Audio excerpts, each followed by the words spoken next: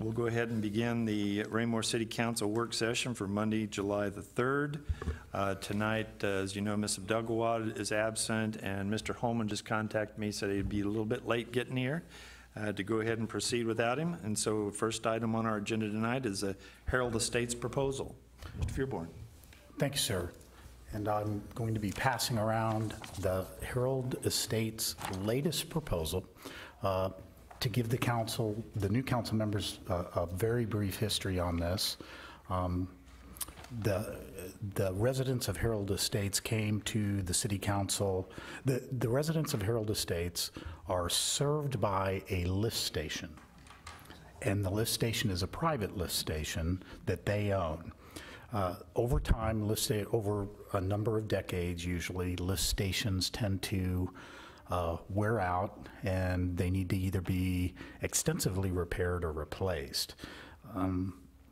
The residents, in consideration of that, and knowing that that lift station has been in use for a number of years, several months ago, approached the city council about the idea of some sort of an arrangement where the city would take over either the lift station or pay for gravity-fed sewer to this location, and in some manner, originally in no manner, but perhaps in some manner, if it was going to involve the lift station, they could recompense the city for the city's cost to bring the lift station up to a working order, and then the city would take that over. The amount that they had originally proposed was several $1,000s. The cost to repair the lift station is now estimated to repair it to the point where Mr. Crass would be, in his words, very comfortable with the city taking it over and not having to worry about anything but monitoring it for the normal life, full life of a lift station, is going to be just over $70,000, $72,400. The latest proposal that you can see, which is obviously considerably more than the original, a few $1,000s. Whatever occurs, obviously the residents are looking at a cost that their normal homeowners' dues would not be able to fund, and they have not been putting, by their own admission, they have not been putting anything into the fund for the lift station up to now. So their latest proposal, as you can see here, is $1,000 per household, $35,000 total, not quite half of the cost to get the lift station to where it needs to be. Then the upgrades would be done. What they are asking for is that this be charged to them by the city. In essence, the city would do the work. The amount, which would then be on their water bills, specifically their sewer bills, the sewer portion of their entire bill, and would be assessed over a 3-year period to the residents. And that concludes staff report on this item, sir. Mr. Barber. I was trying to find my notes when it's been a while since we talked about this, but I thought that they looked at their lift station and I thought the $72,400 was to totally replace it. The $35,000 was to basically rebuild it. Is that, I mean, because this $35,000 came from, I'm just kind of searching back in my mind, they came up with that number from something. I thought that was like the $35,000 was the amount to get SCADA to it and get generator to it and to do minimum repairs to it. Would not guarantee a life, but whenever a lift station is taken over by the city, or for the lift stations we have, there has to be a SCADA attached to it so that we can be constantly collecting the data that's necessary off of it, and it has to have an emergency generator hooked to it. So that was the $35,000. Thank you. I knew that number came from something. Thank you. Mr. Kellogg. Thank you, Mr. Mayor. Under the current proposal that they've done, would this be assessed if one of them sold their houses? How would the mechanism be if they had not paid up in full? Will this be covered under a deed agreement, or what is the mechanism to make sure that each household, if somebody defaults? When it's set onto a water bill, I don't think anybody would be able to default because it would be a component of their water bill. And so items like that can be, especially if it was a special assessment on the bill, it would be recorded with the county recorder of deeds and would simply pass through when somebody was going to purchase the house and the disclosures were being done. They would see that for X number of months into the future, the following assessment would be on the water bill. Mr. Townsend. This predates any codes or such, so the next developer that comes in, with respect to our zoning now and the residents, is this a potential issue for other lots with lift stations, or do we have the existing utilities in place? Better question for Mr. Crass, and I may have to defer to that if we have any developments that are future developments that are going to need lift stations. Anything that is going in, I can tell you, anything that is going in down at the level of the lake in Creekmore, lift stations are used to get it to our system. Other than that one, I am not certain. The best way to put it is, it is a cheap way for the developer to have development happen, because the alternative is to pay for gravity line to wherever it may need to be, and that, you know, if you're looking at installing a $80,000 lift station to pump sewage to our line, as opposed to being responsible for a $400,000 gravity feed line to get it to north of 58 or to the location north of 58 where it would have to connect into. It's the cheap way to do development early on.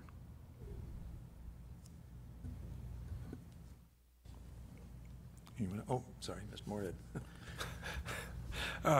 You know, again, I just have to remind everybody, this is a piece of private property. This has nothing to do with the city.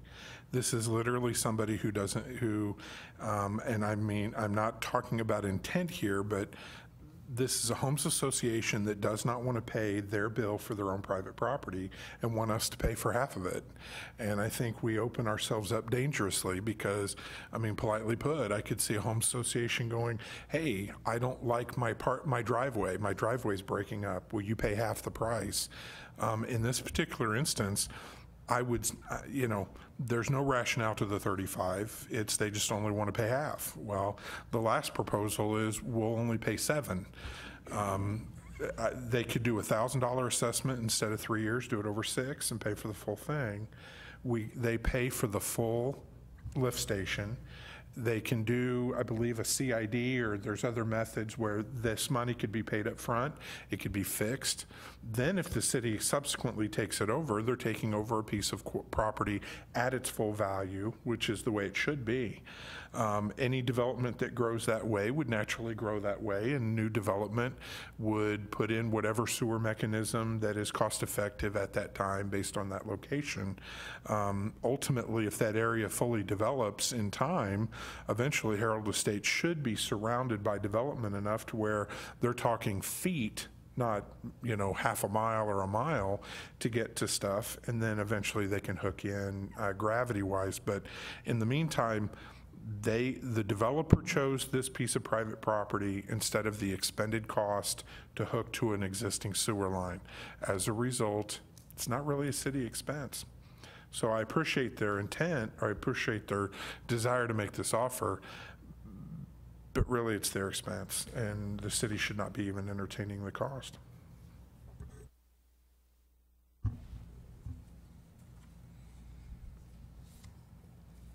Anyone else have anything? Mr. Berenson? Thank you, Mr. Mayor.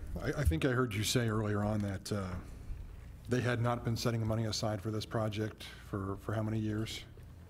I can't say how many years, but I know that this was not a special assessment as a part of their homeowners association dues. That's why they're coming to us now. I would tend to agree with Councilman Moorhead. It's tough to want to fund part of this when they haven't been doing their due diligence for the years and saving up for this. I mean, they had to know this was coming eventually. These things don't last forever. Thank you. Is there any way we can come to a consensus on a counteroffer? I mean, if there's something, I mean, they're probably looking for an answer from us. If it's always been the entire 72.4 and we'll take it over, that's one thing. But have we actually told them that? You know, they've come back to us in good faith, at least, and made a counteroffer from their initial one because they would like to get rid of that responsibility. And we are probably more adept at taking care of that lift station than they are. So I was just wondering if there was a consensus of the group here where we might be able to move forward with some kind of counteroffer that Mr. Feuerborn could communicate with the group. Mr. Moorhead. Yes, I'd be willing to extend one, even based on my comments. You know, again, the idea is they pay the 72.4 to get it up there.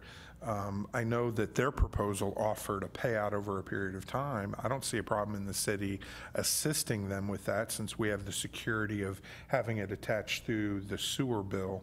And so, you know, they had proposed to pay for half of it, an assessment over a 3-year time. If they make that over a 6-year time, it pays for the full thing. And that, you know, I could see us, in essence, kind of like carrying it as a no-interest note, where we do it that way. They end up paying for it, we take it over, but we assist them with the time frame on getting that paid to make that affordable to them, and I think that's very generous. Does everybody feel inclined to move in that direction, at least to offer it to them? There's no commitment on our part, but I think it sounds like we might be willing to work with them a little more closely if they were at that point where we could bring that lift station up to a level of durability, for lack of a better term, that would allow it to operate for an extended period of time until such time the areas around it are developing and the city's taking care of it at minimal expense, because that's what this is going to do, is create less of a hardship on the city for maintaining that equipment until such time that they can move to a more gravity feed due to development around it. What do you have? Would a portion of the proposal then be that, would the proposal be limited to us using our resources to bring it up to city standards, go a longer period of time to pay for all of the improvements, and then the city takes possession of it? Would that third portion be we're taking possession of it? Well, I think that's what they want. I mean, Yeah, there's no oh, reason for they the definitely proposal. want- If yeah. we don't do that, Yeah, it has to then be. okay. Would that be something anybody else have any? Just want to be sure I'm getting, or Mr. Zur is getting the structure of the agreement. Okay. Yes. Any additional comments? No? Okay. We have what we need, If sir. there's no objection to that. No other concerns from city staff? That's a good question. Are there any other concerns from city staff if we go with that type of proposal to them? No, sir, I don't think so on my part, Mr. Zur. Not at this particular point. It'll be something we'd further evaluate as we draft whatever agreement between the city and the association. Okay. There may be some additional details down the road. And Mr. Krass has no additional concerns, sir. Okay. All right. Mr. Barber. Thank you.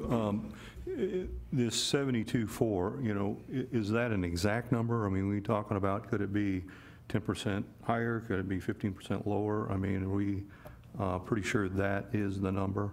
We would have that number down to the penny for Okay. the final Okay. agreement that the council would see. And they would, and we would be communicating all of that with Herald Estates folks. Right, because it's approximate now, but we would have it down to the penny if there were. Yeah, we would have each of the written agreement. services bid, but this is very, very close. Sure. Just for working purposes at this time. Okay, if there's nothing else, we'll move on to the next issue for solid waste service. Mr. Thank you, Fierbourne. sir. At the end of last Monday's council meeting, the city council had indicated, staff had been indicated that we have a very, very extensive informational campaign that is going to go with this particular process moving forward.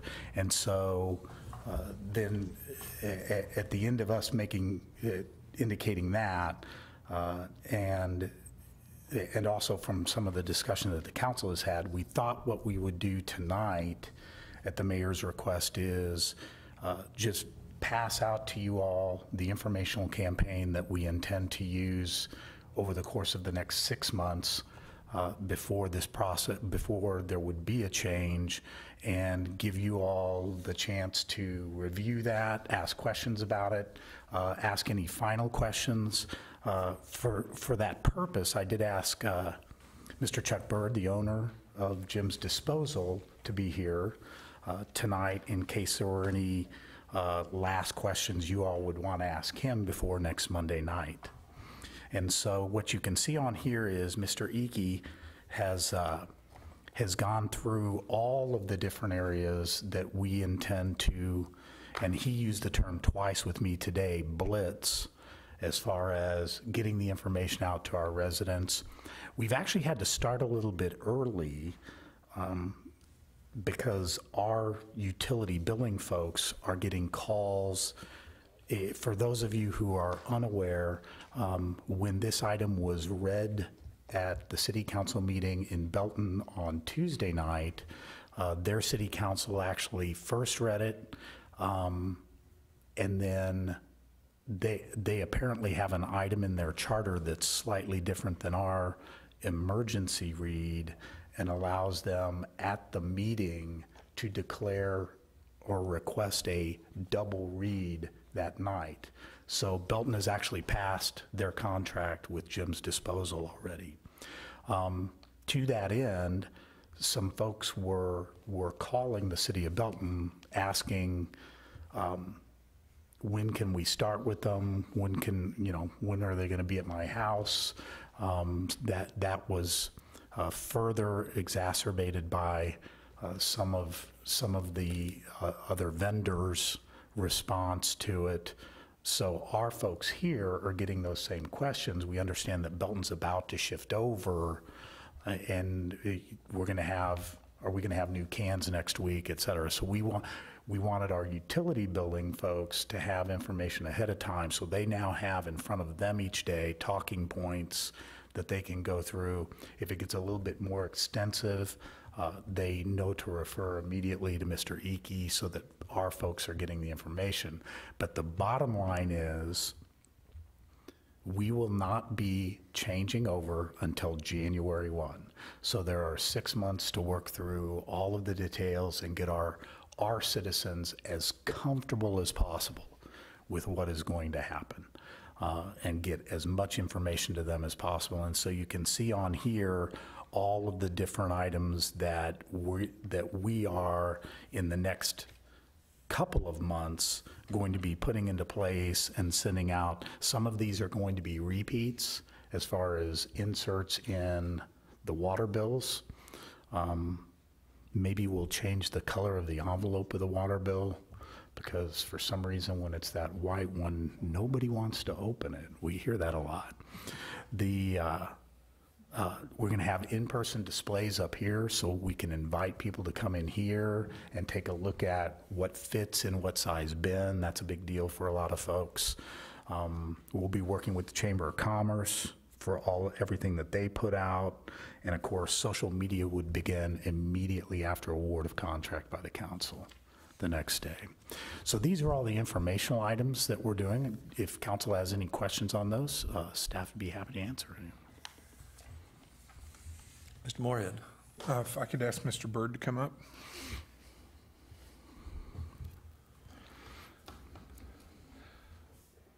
I appreciate you attending today. Just a couple obviously, I think a number of us have either read or been communicated with since our last Monday night meeting. So just a couple follow-up questions. Sir, you had made mention of an increase of staffing up to kind of meet the demand. Could you kind of repeat, I mean, what kind of increase do you anticipate? How many drivers, how many trucks to kind of make sure you're getting the load? Sure. First of all, good evening, Mayor and City Council. Chuck Byrd, Jim's Disposal. In regards to us ramping up, it's our desire to take a look at your current provider and what they're doing. We've already started that process and seeing what process they're using right now, because it's our desire, first of all, to come in and make this as seamless as possible. And looking at where they're starting the routes, where they're ending the routes, because when it comes to change, that's when the phone starts to ring, when people start to get different irregularities in the service. And so we understand how important that is. And so what we're looking at right now is what application is being used far as the type of trucks, because our desire is to use automated trucks.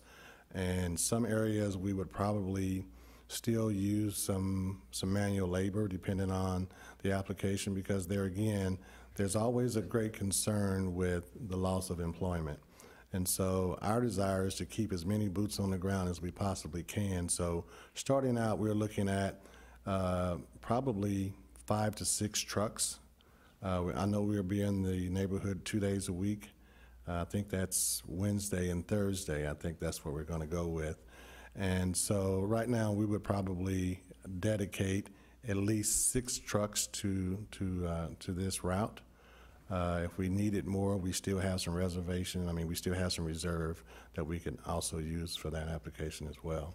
And so as far as staffing, we have the staffing, and I think I mentioned this, maybe not in last week's meeting, a week before, but in my interview process, we're going to take our seasoned drivers that we currently have on staff, and that's what we're going to start with, because they understand what we are about as a company, the service part of it.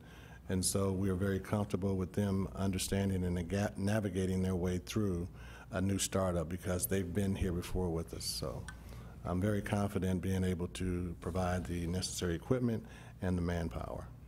Okay, and Compost Connection, I believe, is who you intend to use for yard waste? Yes, it is. Okay, and now with them being a subcontractor, are they going to be an at-will subcontractor, or will you be doing any kind of contract or term of contract with them to ensure we don't kind of have switching back and forth between various of those companies? No, what we try to do is, and we are starting negotiations with Compost Connection. Our desire is that they would come and partner with us.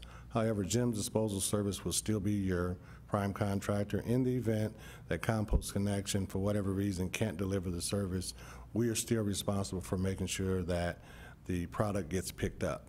And so we are starting negotiations with Compost Connection. It's our desire to work with them on this contract moving forward. So that's just a matter of us sitting down, but we wanted to make sure that we took care of this part here first before we start having those serious conversations with them. So Sherry and I have talked, and so I'm confident that we'll be able to come back and let the council know and the city know that Compost Connection is going to be partnering with us on this project. All right, thank you. And but just so folks know, Compost Connection has been a partner with WCA and has been working that yard waste pickup anyway in our community. So they're very familiar with our community already. Yes, and Sherry and I we've bidded on things together in the past, and so we've had conversation with them, not just in this arena but other arenas. So I know that she does a very good job of providing the service, so it would only complement what we do. And sir, just a little while ago, you talked about automating your pickup service. You know, Yes. our snow route service does allow our citizens to look and see what snow routes have been covered by our trucks. Can your trash trucks, can they do similarly the same type of app that maybe you know, so that they know if they get to their house and the waste is still in their can and the red line's down the street that you're already been through the neighborhood, they know to call because they've been missed. But I was wondering if you have any similar type application that folks could follow your truck routes to ensure that whether they've been on their street yet or not. Sure. In our interview process, we shared with Mr.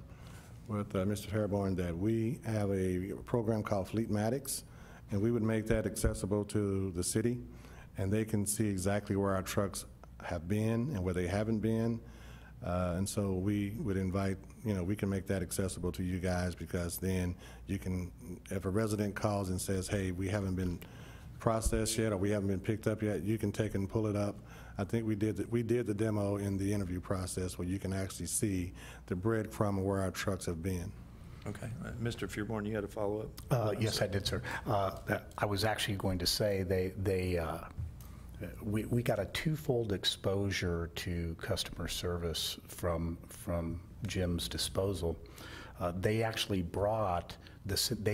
They're going to create a single point of contact for when our citizens are calling in to ask that sort of a question. So, Mr. Byrd, I think, thought it would be a good idea if you know, because that single point of contact. And what's her name again, sir? Kendra Edwin. Kendra Evans is going to be single point of contact, and so he had her come in, and we were in the executive conference room, and he was going to actually, and she did actually show us in live time their trucks moving on the route, and they are live time. You actually see them moving on the breadcrumbs. You see them if they leave a geofence, just exactly like our snow routes, but it was a credit to the customer service. She couldn't get the site to come up at first. And I thought I was going to have to get her a glass of ice water and a tissue. She was that apologetic while she was sitting there. It was like, I know I can get this to work. I know I can get this to work. I got to show it to you. So we moved on to some other questions and asked Mr. Byrd some questions, but she was very, once she got that site up and running, which I'm sure was difficult from trying to do it from a remote, and we were having some technical problems anyway, it's a very slick website for our use. Okay. Staff would strongly recommend to the council that, unlike the snow routes, that be available to staff and staff use it for purposes of checking. Gotcha. So, but the single point of contact would still be Kendra from a citizen or from us? Both. Okay. My single point of contact, of course, is sitting at the end of the table. Okay. Anything, Mr. Kellogg? Thank you, Mr. Mayor. Tonight's purpose is to talk about how this how this will be communicated to the citizens, so we have a smooth rollout, as smooth as possible. And I appreciate everything you've done and your concern and cooperation with this. I know that your interest is just as much as ours in a smooth transition. And I'm going to leave the discussion at how we're going to, this mechanism is going to work. You know, there's a lot of different facets. There's social media, there's the Raymore Review, so on and so forth. I will let you know, okay, that I myself and Councilman Townsend have taken several emails that people are very concerned. And I'm just going to ask that you think about this before we have the next reading, because there are many questions that I will ask, but tonight's not the appropriate time, in my opinion. But there is a lot of concern, you know, and a lot of it revolves around how this is going to work. And I think that these questions will help answer those too. So not to intimidate or anything like that. I just want you to know that the citizens are very concerned in my ward, and I have to ask the question, so. Sure. Thank you much. Anyone else? If I may, Mayor, I understand very well how important this is, not just to the city council and to the residents of Raymore. It's very important to us, and we understand as a service-orientated company, and that's what we are. We're a service-orientated company, how important it is for Ms. Smith or Ms. Jones to have that trash picked up in a very timely manner. You'll be surprised, they set their schedule around trash. And she's not going to the beauty shop or going to do her errand until the trash guy gets there and tips that cart. And we understand that because out of the 108-something thousand residents we provide in north of the river for Kansas City, we hear it and we see it and we understand it. And we know how important that is. And so we understand the importance of the rollout of this. That's one of the reasons why we partner with Rearick Pacific. That's what they do. They assemble and distribute carts, and we understand that's very important. We didn't want to concentrate on that. We are a trash company, and we pick up trash. We don't deliver carts, and we don't assemble carts. So we brought someone in who does that. And so partnering with them and getting the notifications out to the residents to let them know that there is a new trash company in town with yard signs through social media, through handouts, or whatever we need to do to make sure that we are representing the city, first of all, when we're out there. And so making sure that when we roll this out, that we deliver the service that the residents have come accustomed to. And so our desire, Jim Disposal, to exceed your expectations. We know how important this is. We know your reputations are on the line. Our reputation is on the line, and we're up for the challenge. We've worked very hard to get to where we're at as a company. And so the last thing I want to do is be in your social media or in your local paper as not delivering service. So I understand that, and I do have family members that live in Raymore, and so I have to deal with them as well. And so I do understand how important this whole process is to roll out, and just bringing everybody up to speed in regards to how this is going to work and what it's going to look like. Well, thank you, sir, and thank you for being here again tonight. No problem, We appreciate anytime. you being here. And I won't be a stranger to the council. You don't have to invite me. I'll just show up. Okay. You know, so. All right, thank you, Thank sir. you. Next item on the agenda is the charter amendment discussion. As the charter questions were rolled out at our last work session, a couple of questions came up, which I think I've addressed in the questions that I'm going to propose, but I had an opportunity to look over those as well and think about it and write about it. And so I came up with a list of, and they're of the, I mean, don't get me wrong, they've done a great job on this, and there are only 4 items that I could see that I would ask that they have some type of a relook at and reconsideration for. And I'll just cover those real quickly right now.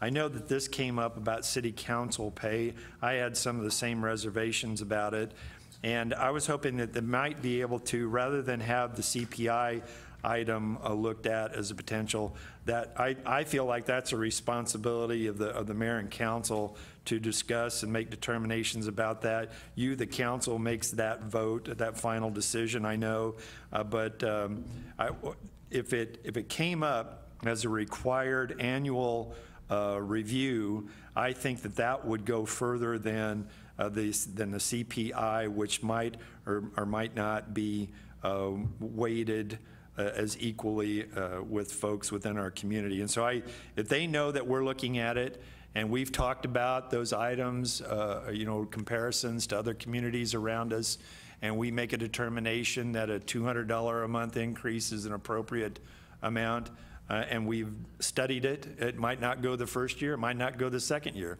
but maybe the third or the fourth year as we're discussing it, some changes might be made. But this requires by charter that we review it, much like we review the charter every 10 years. But on an annual review, prior to the finalization of the budget, give us an opportunity to discuss it and weight it along with the other communities around us.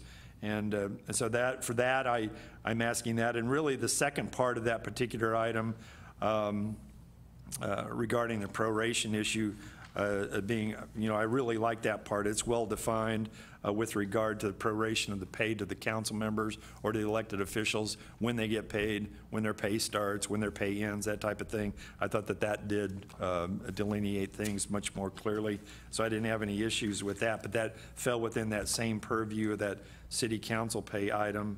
And I'll go ahead and run through all of these, and then if anybody else has anything, they can bring it up. The other issue was the city council and mayor attendance.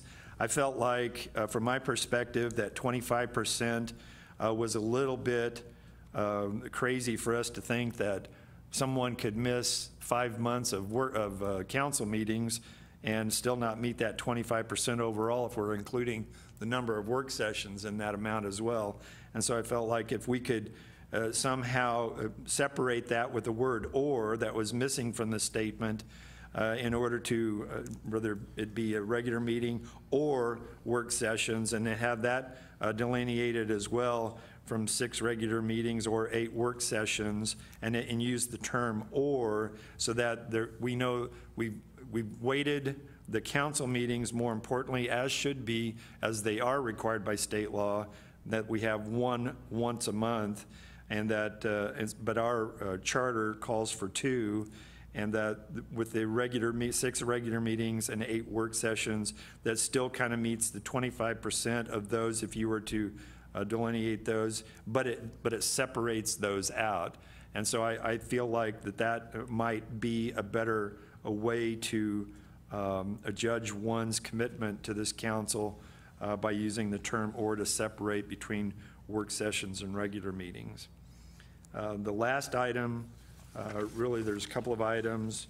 The last big one that I'd ask for them to review is that we ask the commission to please consider not recommending the change that they have for the commission. Didn't seem to be in agreement on this one at all, and that was on the recall. I don't think personally, I don't feel like a change needs to be made to that particular item. Removing the 6 months, allowing someone to call for a recall in the first 6 months. And I know you guys talked about the sour grapes issue, but that was, it still went ahead and went with the 6 months prior. I think for purposes, and I talked to Missouri Municipal League, and they talked about the expenses involved with the recall and how that can get expensive for a city. And that was one of their reasonings for having it in their model charter to begin with, the 6 months after and the 6 months prior to the next election. So I still feel like that is good, sound judgment as it is presently written, and would request that be removed from the question list. And then the other point that I had was just a small issue, but it seems to me that the justification in 1B and 1C don't really match the actual change. The point was not to clarify the former judge's ability to run for city office, but to allow the council to rehire the judge and to rehire the prosecutor. So I'd ask that the commission take a look at that as well. And those are the only things that I had from my perspective. The rest of it looked great. I thought they were well thought out, and from my perspective, but there might be others. Mr. Kellogg. Thank you, Mr. Mayor. The thing that I came up with, I'll reference to question 2E, the last sentence, excused by the council. This seems like it's different than current, and if I'm wrong, I'll accept that, but it's my understanding that the meeting is ran by the mayor, and the agenda is set by the mayor, all aspects as far as I know of, that as far as the meeting is ran by the mayor. I don't see where the mechanism of being excused by the council is. Are you talking about 3E? 3E on the question? 3, A, B, C, D, E, yes. Okay. E. I'm sorry, my glasses. First of all, is this different than currently? Is this going to be a proposed change? And if it is, I think that's a duty of the mayor that should not be, at this point, I don't see a need for it to be taken away from the mayor. Well, a point of clarification, I think what they were trying to do on that was what I just talked about in my request for review, is that they set a number on that as far as actual absences from the, that I don't, you know, while I can excuse them till the cows come home, you know, if they're not here at the meeting, it still means that the good order of government's not being performed. And I agree with that, and that's not what I'm disputing. What I'm saying is that who grants the excuse? Is that a majority of the council? Is that the entire council? This is what I'm worried about. A change here is that I believe it takes this responsibility out of the mayor's hands and puts it into the council. Now, at that point, I'd like to have that defined. Okay, Mr. Moorhead. This raises a big enough issue that's so on point with something I was going to say later that I'd like to go ahead and get it all out because it may affect this. There is and in the law we call it standard of review when you review things. There's a little bit of a misnomer here because we as the Charter Commission, we went through the charter, we made recommendations. These recommendations were not the recommended ballot language that was produced in the work session. This is what staff produced. Technically, this is not exactly, we did not exactly approve this ballot language. We've made the recommendation. There are three choices the council can make. They can either reject it in full, approve it in full, or approve part of it. And then that goes to the voters. So what we have to be careful on is when we go back on this, there really needs to be a charter commission meeting to go back and review this language because question 3E was not exactly what we discussed. And there may be a mild degree of conflict. Kind of think of it like the game of telephone when you play it. What we talked about and what we communicated as a report to staff and how this got summarized into this ballot language, there may be some missing components or things that did not sync up. What I would like to caution is, at this point, it's not really for the review of the commission to accept what council members like or dislike, because that's not within our jurisdiction. What we're looking for is, do you have conflict with things that we need to go back and review and clarify, which is a slightly different review. So politely put, I'm kind of conceding to you, Councilman Kellogg, and really anybody here, including the mayor, that we don't need your rationale. We just need you to identify the sections to go back and review. Then we'll start that review process and then bring that forward for consideration, where we end up harmonizing a lot of your points. Now, I'm not saying we don't want to hear your opinions, but what I'm saying is we're not here to check off and yes or no it, because otherwise that reverses the process. You become the review and then we become the approval. We want to keep that streamlined where the council stays on top of the commission. So really, like for example, the mayor's things here, I'm not going to present this to the commission exactly as is because there are a few opinions or what are called dicta in this that really are not directly relevant. The section itself and the direction is what we need to look at, which is consistent with all of this. We will look at the 4 points of the mayor's position, but if he says, well, I really like something, that's not really what we're there to review. We're looking for the substance of what he's saying he's really like. We may come back and go, thank you, but we're going to stay with what we proposed, or we may come back on selected particular points and make adjustments because for example, I think the best example, in the last work session, there was a comment about regular meetings versus work sessions versus special meetings. That's a definitional thing that the commission can get together and make sure we're using the right words in the right right context to communicate that. And so that is within our purview. So just the mere mention of question 3E, actually, you've already achieved the point. That's what I'm going to take back. I'm not, I mean, the members can watch the work session to hear the rationale. All I'm going to do is go back and say, there's a concern with the definition of without being excused by the council as to should we better define that. But the bigger problem is this recommended ballot language actually mirror up with our report? Because there may be a couple of word choices here that misconstrue. So we have a couple of different things to do here. So you've already made the point. You actually can just stop there if you want. And if anybody sees anything in any of these components, now is the time not necessarily to do the final debate, but to identify the areas you think we need to go back, that there is confusion, ambiguity, false statement, things like that, and then let us chew on that. Then we'll give you our report again, and then you guys go. Does that kind of help clear it up? It does. I'll just state that, and I appreciate it. I appreciate everything you've just given us and everything that the charter has done. But, and I don't like that, but E deals with a couple different facets of that issue. There's you know, so if Mayor was to say, you know, I got an issue with, or I would like to have E looked at. Well, I want to have the same thing looked at, but for a different reason. That's, you know, that's all. We welcome saying. you identifying important components or dependent clauses of that particular language. I'm not, like I said, you don't have to just give the forest, you can give the tree. I'm just saying is, but if you say, well, I don't like the color of the tree, that part we don't care about. Yeah. What we care about is you have a concern about the tree, we'll look at the tree.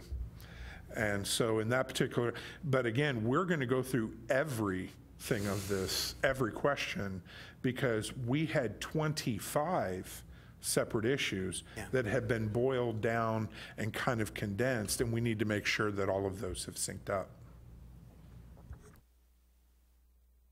Yeah, I had a two-part question on the council pay. You made a comment, Mayor, about the citizens, if we did an automatic increase, the citizens wouldn't have any say in that. But in actuality, we are taking this to the citizens and having them vote on it, right? So they would have a say in that, on the language. If you'd like for me to give a history of what we discussed. No, I don't need that, but I'm just saying, two-part, I guess. The second part is, there's nothing that would keep the council also from giving an increase on top of that automatic pay raise as well, correct? That is correct. Okay. Yeah, I guess my position on that, since you asked, was that I felt like it would be cleaner and more of a responsibility of the elected officials to make that determination, which has been our responsibility for some time now. And I'm not sure that that type of change with the CPI in there, if we just wanted to slug along with a 1.5% to 2% increase, was all that beneficial, nor would it be beneficial for us at any given point to come up here and say, well, we need something above the cost of living.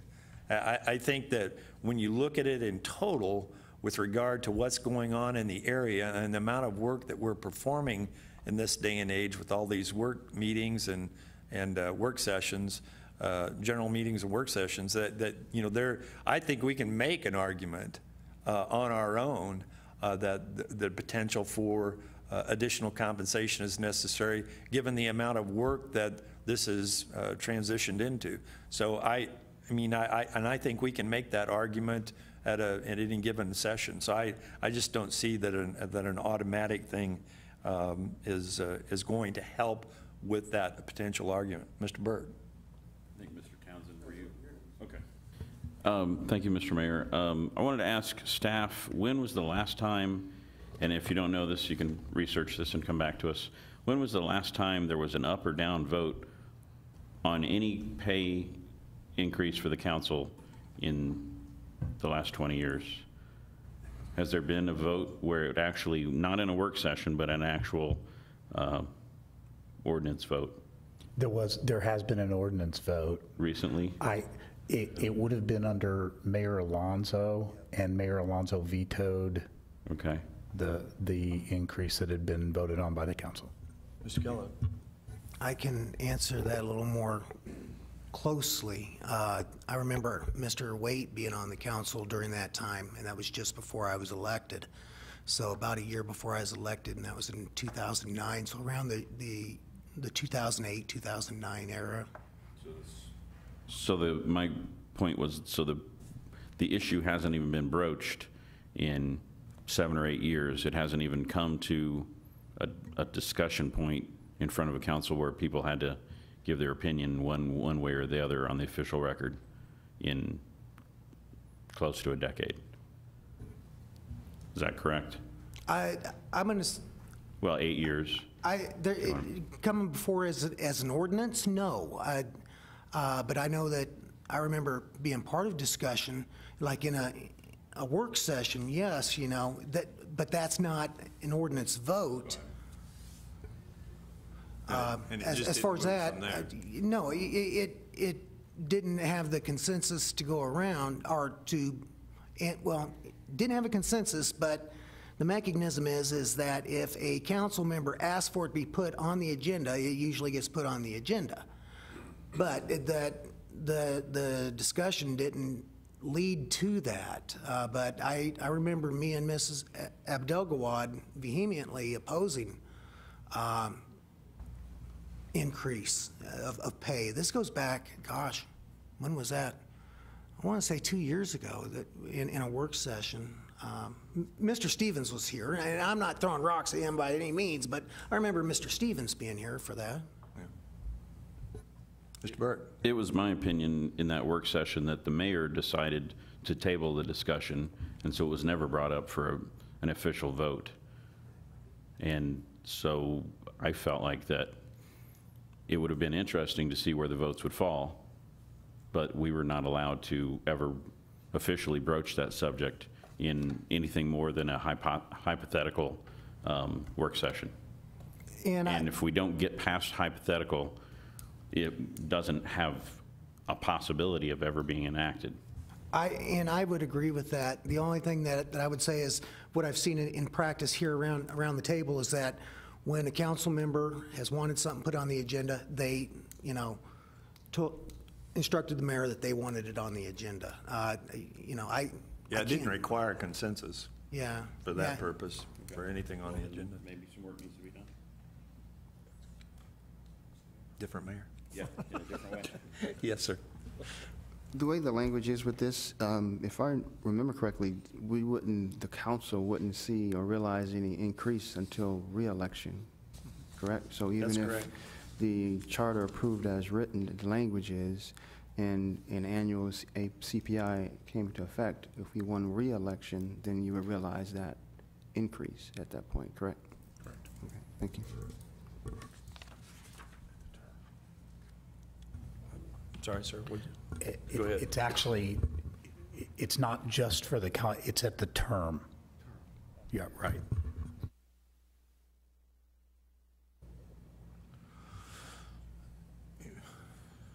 Anybody else have anything? Mr. Moore? This is more of a request, since I'm acting as the chairman of the commission.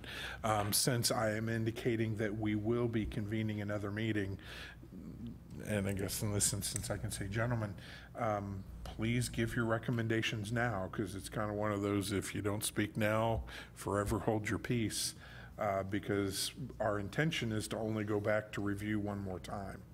Statutorily, we got to get before the voters, so we do have a little bit of a deadline approaching. We have some room, but we don't have the ability to go meetings upon meetings, so we'd like to do this in one. To make the November election, which you don't have to make them, you have fulfilled, the Charter Commission has fulfilled their statutory obligation by presenting to the public, not to the voters, but presenting to the public via the council their recommended changes. So they have met the statute. if you want to get it to the voters in a timely manner, specifically November, it needs to be all wrapped up for first reading in August. Correct. And that would be the first meeting of August, so not a lot of time. So respectfully, I would amend that to say, it is our desire, we don't want to keep going back and meeting, so we'd like it done in one meeting, even if we could go to another election time. Mr. Burt? To switch to a different topic on this list, this is a question directed, thank you, Mr. Mayor, for the opportunity, to ask the chair of the commission that I was a part of and see if he remembers what happened, because I currently don't. During our discussion, it seems like that we talked about the attendance component being 3 meetings in a row, and I cannot remember if that was something that we voted down or if we changed it to not be that specific. Do you recall? That was not formally voted on. That was a discussion topic, though. Okay.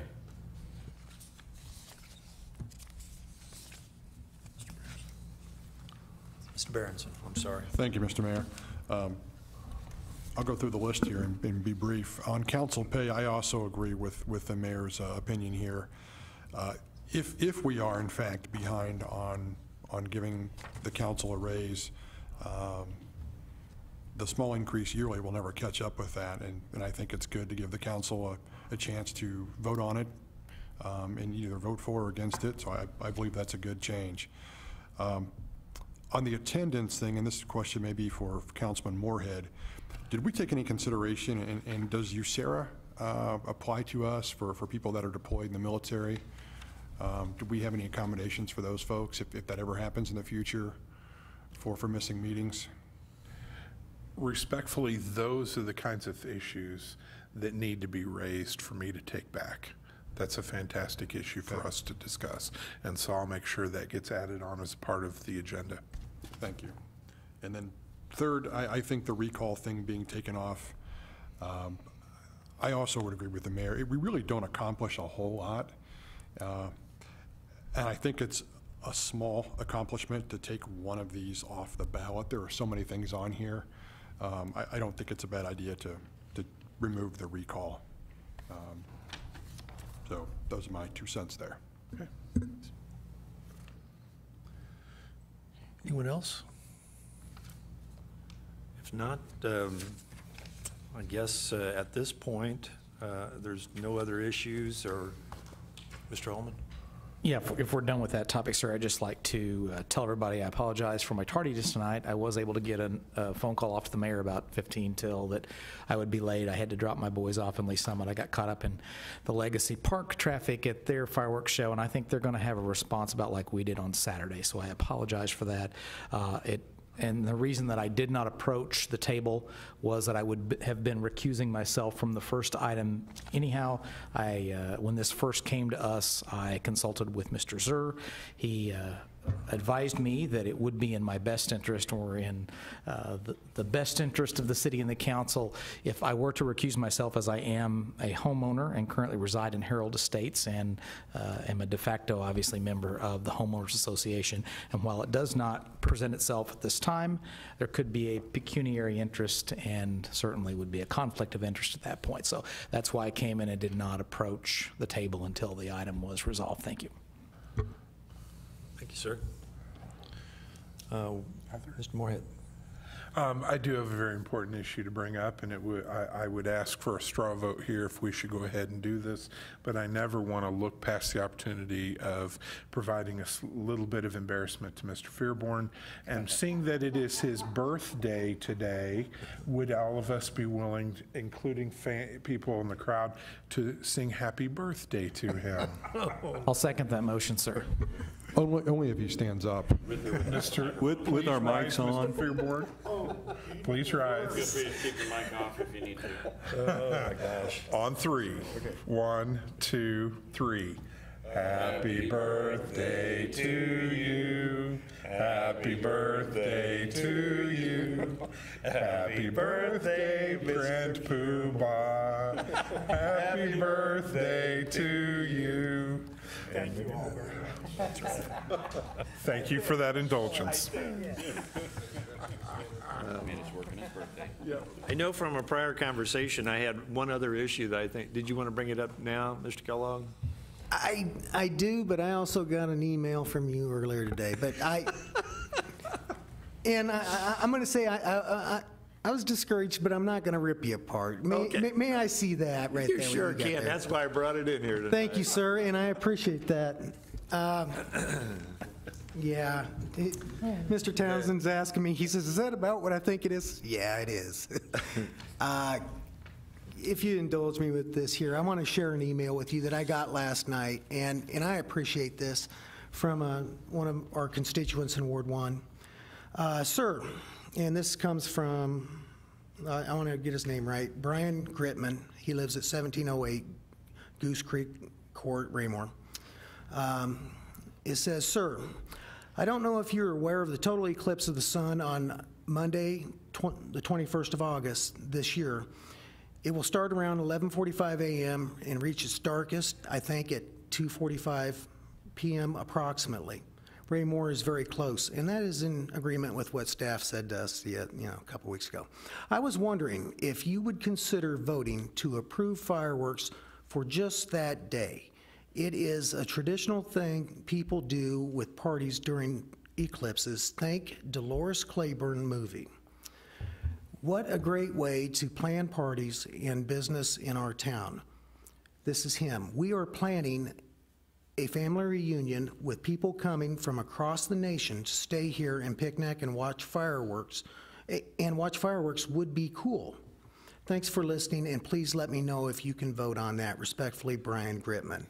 After I got that, I called Mr. Gritman and talked to him on the telephone, and this is something that he is very passionate about, and his family will be here from, he's got some coming in from California, definitely Iowa, I keyed into that, and a couple other places. And they're having a family reunion here, and I believe it's tied into the solar eclipse. So this is something that he wants to celebrate with his family. And as I was talking with him last night, I told him that I was willing to bring this to the council and for a discussion and see if this would take anything on. And I explained to him, I says, there's a lot of obstacles to overcome with this. I says, right now, the 4th of July, the vendors that are out selling fireworks have to be permitted, and I says, it has to be in a certain time. I said, I don't see that as an option. I says, if this was to happen, you'd have to purchase your fireworks at a stand like down at Harrisonville. I says also that if it was to happen, I could see it only during a certain very limited amount of time after the eclipse, okay?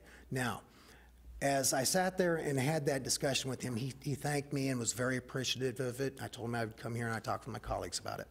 Then as I was thinking about this today, if we were to go on with this, if this was something that's actually we could do, I would request that we would not allow fireworks during the darkest part of the eclipse, so everybody was able to enjoy that special time of not the year. And he sent me a follow-up email.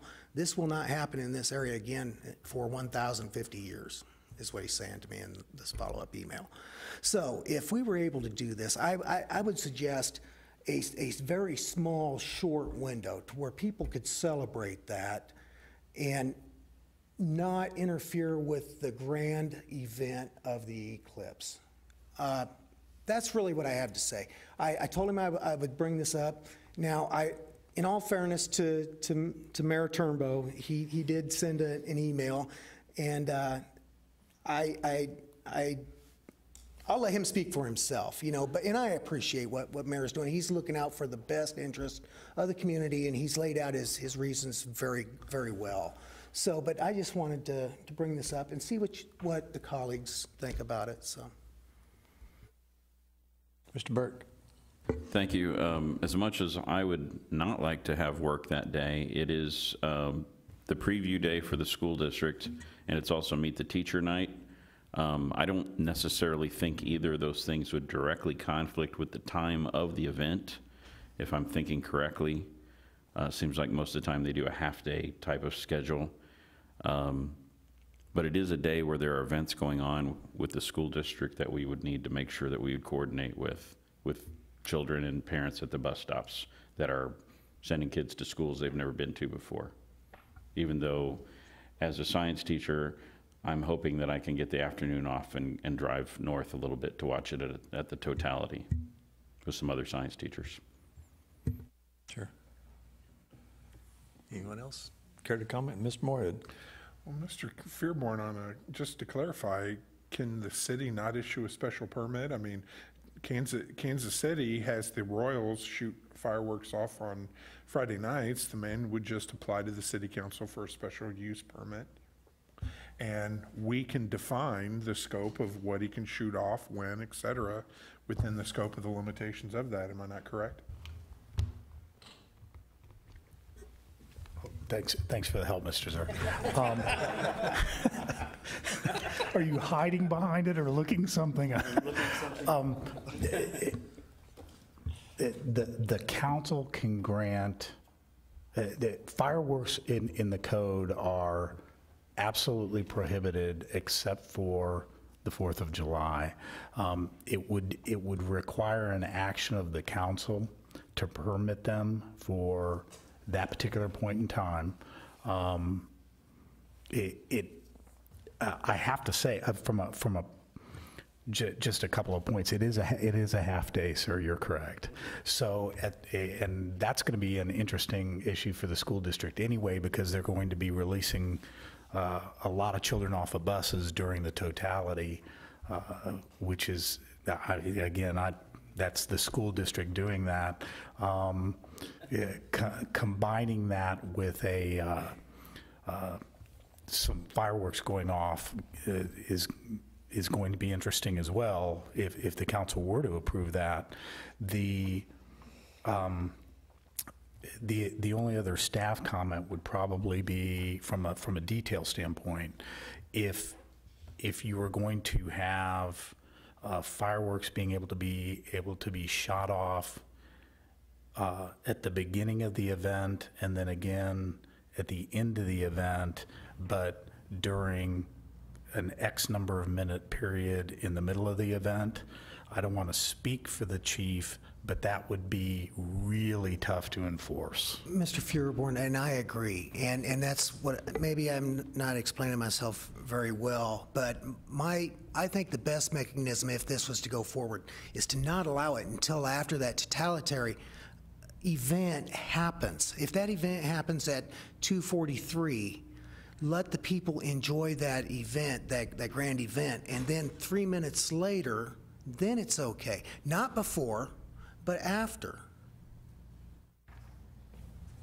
That's what I'm, and then for however long that we decide, I guess, and it's like the constituent said to me yesterday, is that you wouldn't want to be shooting these off after the event because now you got daylight and it's worthless then because you can't see them. They just want to shoot it off when the darkness is at its darkness, But I'll also, and you've heard me advocate for not polluting the sky with artificial light so people can see the stars, and I think of this here very similarly. That way people can enjoy that event, and by his own email right here, follow-up email. Thank you, sir. It only happens once here, and I won't ask again for 1,050 years.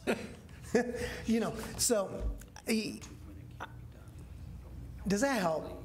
I guess I'm being passionate for him because this is something that he really wants to do. He wants to enjoy this event with his family, and he envisions what he's read in a book.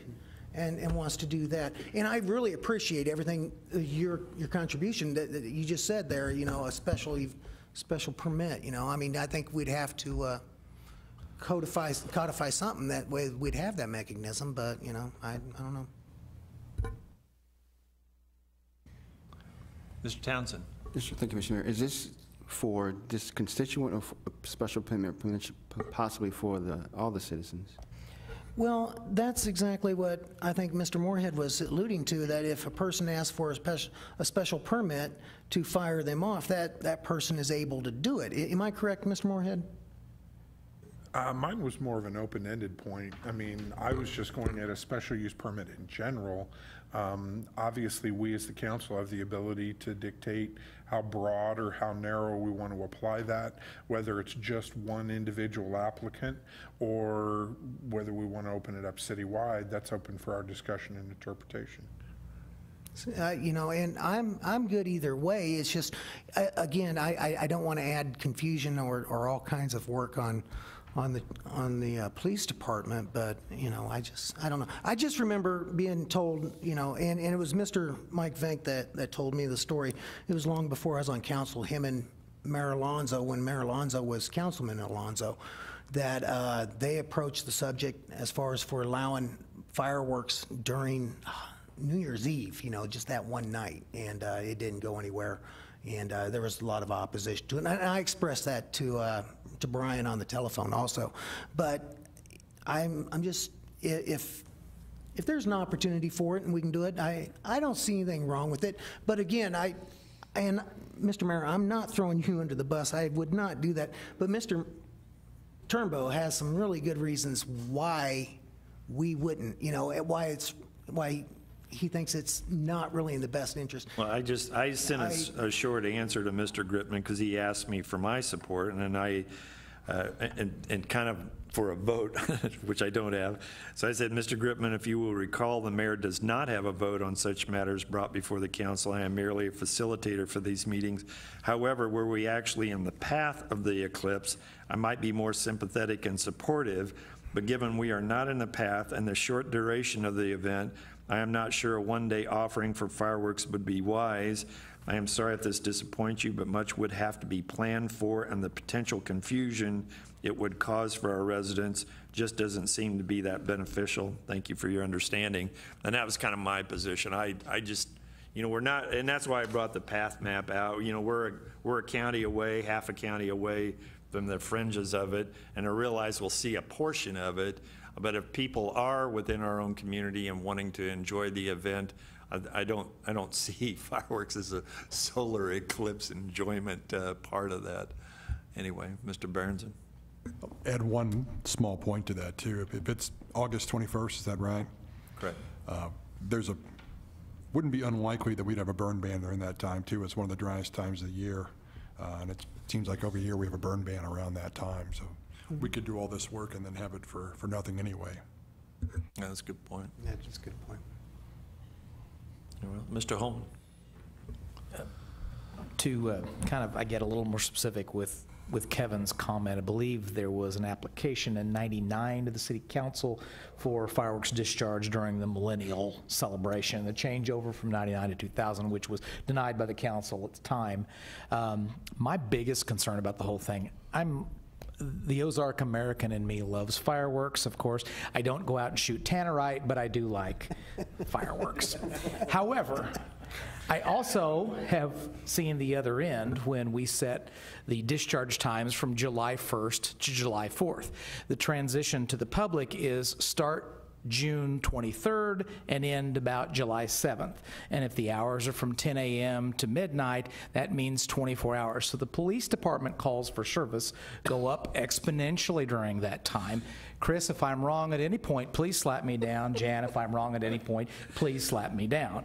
So the demand on our public services and our emergency personnel, having lived that for a number of years, is tremendous.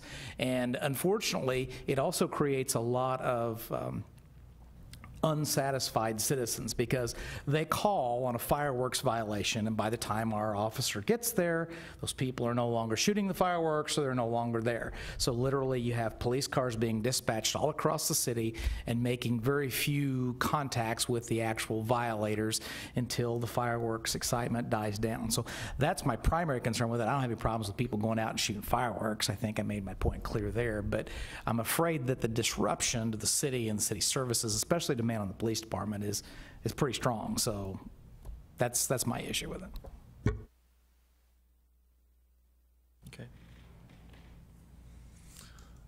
Anything else? If not, is there anything, yes, Mr. Townsend? Not on that topic. All but there right, was something go else. ahead. I'm sorry, sir. Given this time of the year, we just can remember our combat veterans.